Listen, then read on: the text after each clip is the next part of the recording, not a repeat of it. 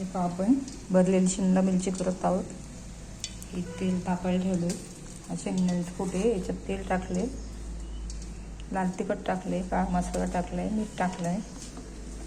मीठ टाकले आणि हे सगळं चांगलं आपण असं एकत्र करून घ्यायचं आहे. हे तेल पण आपलं टाकले. ही शिमला मिरची भरायची आपल्याला. तिखट भरायचं आहे.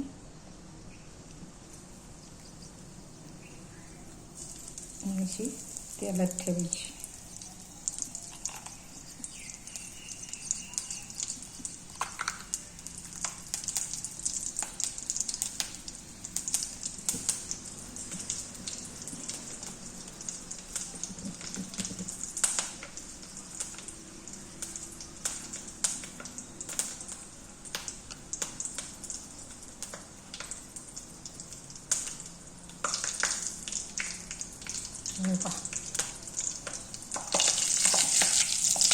तेलात ठेवायची. चांगली लाल परतून घ्यायची. शिमला मिरचीची भाजी आहे.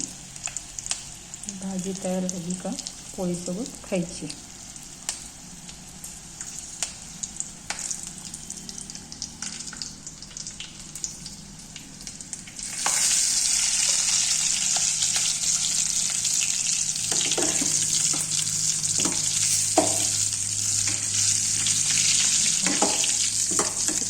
त्याला चांगली परतून द्यायची.